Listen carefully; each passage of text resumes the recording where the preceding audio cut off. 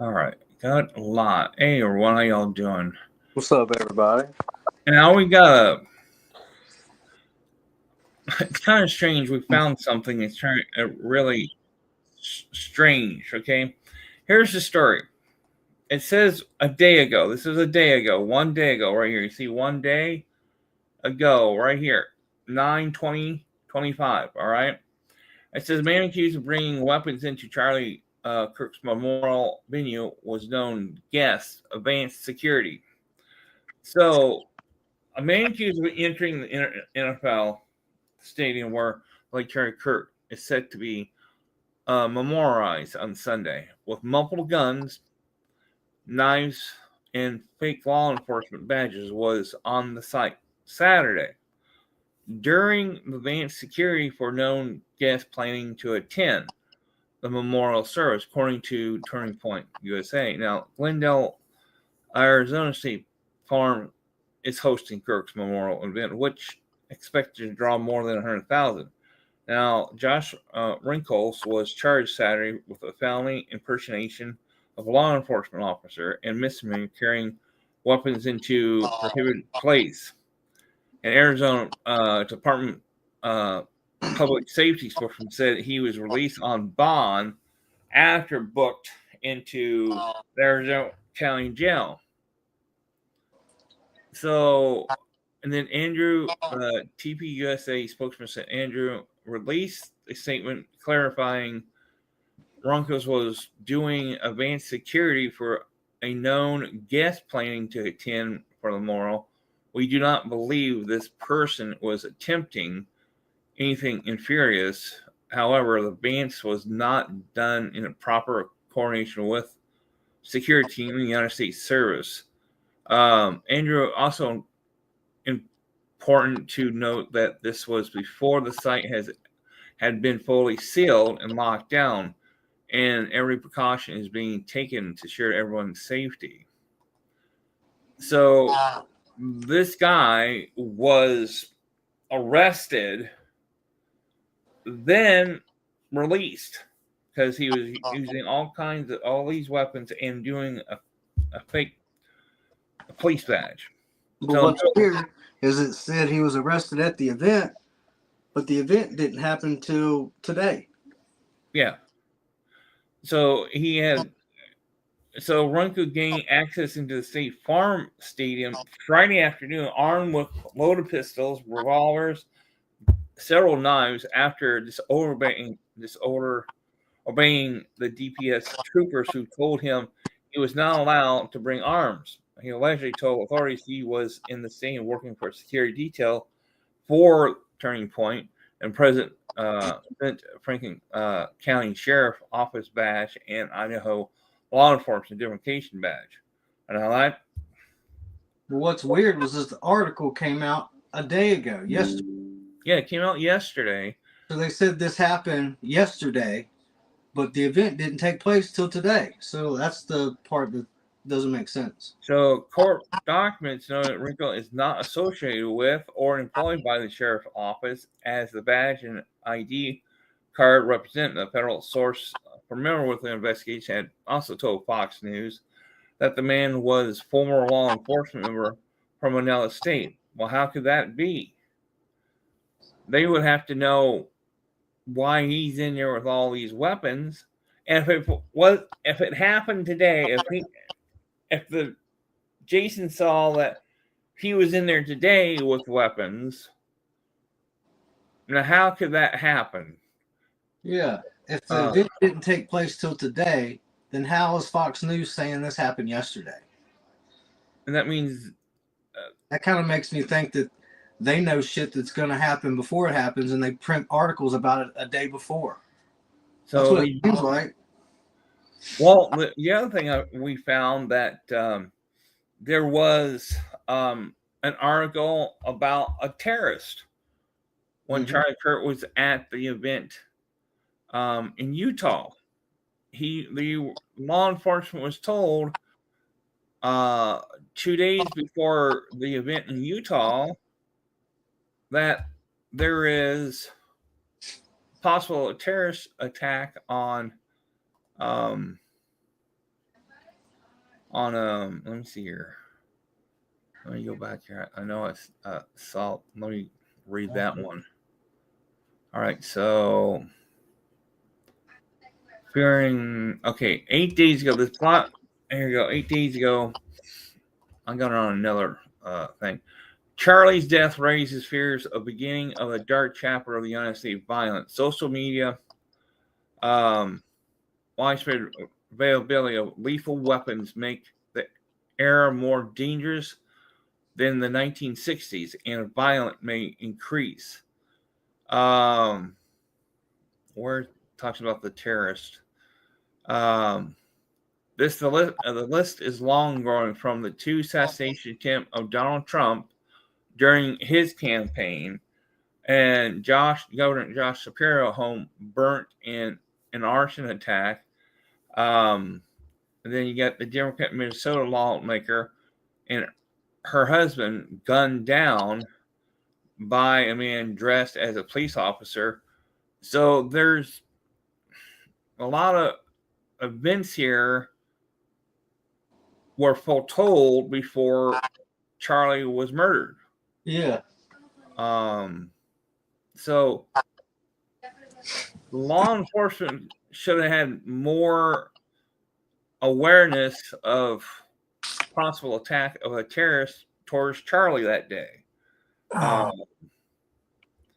So, because should have said something. Yeah, because 2 days ago, Charlie's memorial. What do we know about the event in Arizona? So memorial honor the controversial art activist Charlie Kirk will take place, but assassinated. But here's what we know about the memorial service. Charlie, founder. Where is it? I know they talk about the terrorists. Where are you? Gotta go through this. No. So the event says, please be advised that enhanced security measures are in place, which may result in a longer wait time than usual. So somewhere along the line, these people know there was a terrorist going through the internet somewhere, way in advance that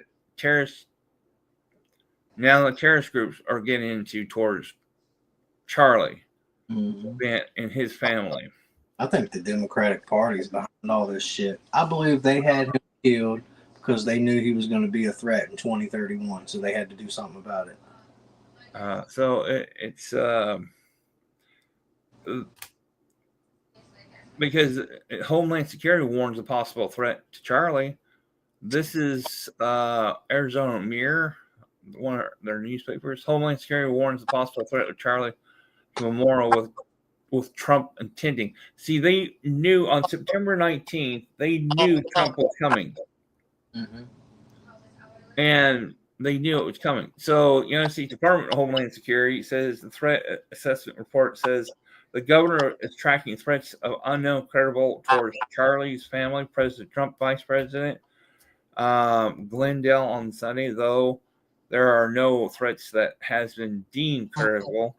But that's still possible threats. I would take that as a real threat.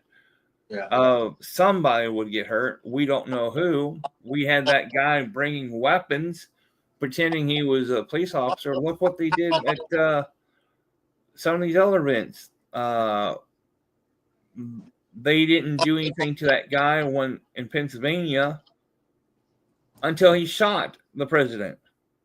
And did you notice after Charlie Kirk got shot, one of the news cameras walked up to this guy, I guess, to talk to him, to ask him questions, and he had a badge, like he was a cop. And once he noticed he was on camera, he grabbed his badge and put it in his pocket real quick. I thought that was very suspicious. Like, if you're a real law enforcement officer, why would you hide your badge from the camera? That makes no sense. Well, here it is. Assessment includes not just DHS about Federal Bureau of Investigation, of course, alcohol and tobacco, the United States Secret Service, Arizona Terrorism Information Center. The assessment also include a number of references to lone actors plot attack against the state official have taken place in Arizona. An assessment mentioned a Colorado man who pleaded guilty of making threats to a former Arizona Secretary of State, who is now the governor, blamed being exposed to far-right extremist content online in the QAnon conspiracy theory for making threats to exclusive. The Secretary of State, Katie Hobbs, also made similar threats against Jenna Griswold, the Colorado Secretary of State. So it also means two other similar cases in which the Alabama man threatened to execute officials in Arizona, and another which Phoenix man had threatened to poison Supervisor Bill Gates. So, and then you got in February, pro-ISIS media channel shared post encouraging attacks within the United States, according to assessment last year. Main man was accused of planning an ISIS expired attack, and then much prior, man killed 14 people and injured 71, which an ISIS expired attack in the New Orleans, which he rammed electric truck through the crowd celebrating the new year on Bourbon Street. So we have these, FBI has all these reports, and they know about it, and they didn't do anything. It's like 9/11. Secret Service, FBI, and CIA knew that Osama bin Laden had the capability of attacking the United States. So, because they tried once before, and they used our long-range passenger planes that flies from New York to California, that becomes a missile attack to the White House, whatever, exploding. They knew ahead. A lot of things they knew ahead, but they didn't do anything. Especially when you have the FBI say asking the ones, "Oh, we're just practicing to take off," but that's it, not landing. Now, how do you not get that?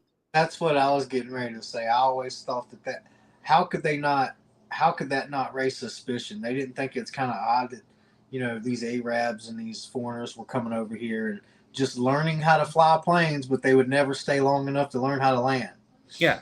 That's a red flag. We're just going to take it off, but we're not going to land. We're going to just crash into the White House or crash into this. Yeah, we just want to learn how to fly. We don't want to learn how to land. That's it's like red flag. A lot of conspiracies. I know they don't. Some of these people, they didn't believe, but look what happened. They talked to the people. Man, there's nothing going to happen to this guy. Well, guess what? A few days later, the guy they talked to, you're not a threat. Well, he did something.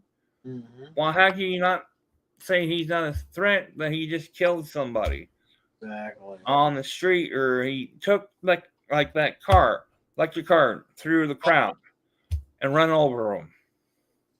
Now, how can you not think about it? You had that one guy took electric car, drive it clear over to Las Vegas and in front of Trump's casino in Las Vegas, and it blew up. Lucky it didn't do any damage to people, but what if he rammed that into a building or something with blowing up inside? Then they would have had a problem. Mm-hmm. But our government is getting lacked of a lot of things, and so it's just something needs to be done, and nothing's doing it to stop it. I think we're at a point now to where it's basically just good versus evil. Hey, Ron, how you doing? What's up, Ron? So the FBI needs to start doing their jobs a little more and saying, "Oh, he's not credible." Well, like this, if these kids at these schools who tells the FBI or teachers, say, "Hey, we have a credible threat of this kid are attacking our school or blowing up something," and look what happened. They just let it go, and that's where it went, and they blew up a school or start shooting everybody in the school. That's the problem. They get warned about these terroristic threats beforehand, and they don't take it serious. And then Because they always say over the years, tell us if you know something. Look at everybody's Facebook page or YouTube saying these people made videos or said something on their Facebook page and they didn't listen to the warning signs. Exactly. Everybody else did. So this kid's going to do something this Friday or whatever. Run into the bank or something. You never know, because right now we're on the thin line of between Russia, China, North Korea, of possible World War III because of what's going on in Ukraine. And Ukraine's bombing the shit out of Russia. So we're almost on that edge of World War III happening. Yeah. And what they're going to do? Oh, we didn't believe that story. If you don't believe that story, then it's going to happen. And like you got some of those people on our military bases who are foreigners, who are on our military bases. They start shooting up our military people. Uh-huh. They were warned, but nobody listened. Right. Exactly. And so I think what it is the reason they don't take this stuff serious and they're not acting on a lot of this stuff is because we're at a point now in society to where people are afraid to act or do something or say something because they're in fear of being labeled a racist. So what do? They just remain quiet and look the other way. Mm-hmm. Because they would rather not say nothing and not be labeled a racist and just fit in with society than to speak up and speak out and do what's right and not care what anybody has to say. Yeah. Mainly these evil people out here that always want to do that. Hey, Louise, how you doing? Oh, yeah. So there's stuff they could have done ahead of time. Especially that would give me, especially when the terrorists says, "Oh, we're just taking off. We don't care about landing," because the trainer of those people training how to fly those planes, he called the FBI and said, "Hey, they just want to learn to take off, not land. There's something wrong here." Exactly. But they did not listen. Yeah, I mean, that should have been their first red flag. How come they're only wanting to learn how to fly but not land here? Yeah. It's like, what, you're going to take a plane out to outer space? How are you going to get the thing back down here? Yeah, exactly. Mm-hmm. Oh, yeah, well, I'll just cross into a tower somewhere. Look like an accident. And then here comes the second plane. Boom. Okay, now it's getting an attack again. Mm-hmm. They were just waiting to attack us. That's what the terrorists are waiting. ISIS is waiting to attack us again. That's why we need strong board. That's right, Ron. That's right. That's right. So, yeah, it's like they're just waiting for the United States to be relaxed again. Yeah. After 9/11, we had it go through a lot of different changes. You know what's weird? 3 days, about 3 to 4 days leading up to Charlie Kirk being shot, I had a weird feeling something bad was going to happen. I even said something to several people in my family and several of my friends. I said 9/11's just in a few days. They were like, yep. And I was like, I have a really bad feeling something bad's going to happen. Well, if they knew ahead of time, like this one guy I saw the video I showed. I felt it in my soul. Showed him about how they're doing. Jason was telling about they're doing sign language on their hands and stuff. And they saw the shooter, but they didn't do anything. Say, hey, we need to step in front of him real quick. Somebody needs to move him off the scene till they get that shooter. Yeah. It's like the security didn't do anything in that Amos thing. The security didn't do anything. Oh, another thing I realized is if you look at all the camera footage and the photos that's out there on the internet, they're making it look like Charlie Kirk's security team was standing right behind him. That guy was to the right, the other guy was to the left. Yeah. But in all actuality, they're just making it seem like that. I actually, when I was doing more research into everything, his so-called security team was nowhere near him when the shot was fired. You know, they was like, I think like 25, 35 feet away from him when the shot happened.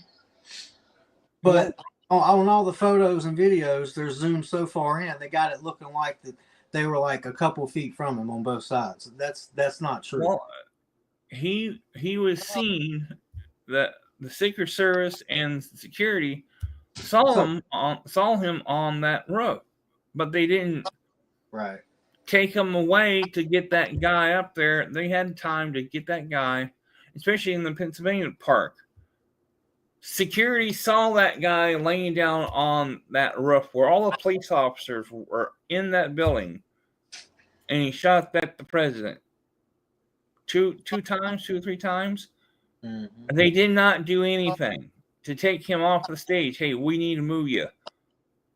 The guy you talking about, the Trump shooting, right? Yeah. The police officer that actually took the shot that killed that boy, the shooter. You know, he actually got in trouble with his job because he went against orders. While the boy was shooting at Trump, he was being told in his earpiece not to take the shot to hold fire.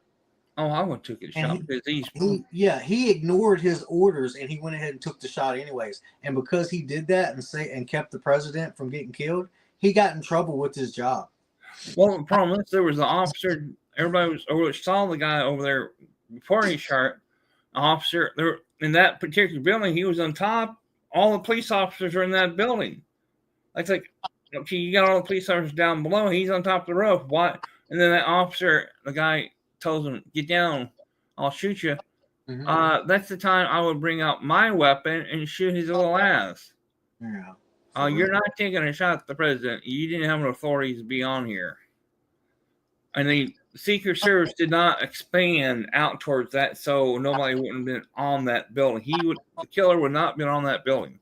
I just find it crazy that the shooter did the guy that actually took the shooter out that was trying to shoot Trump.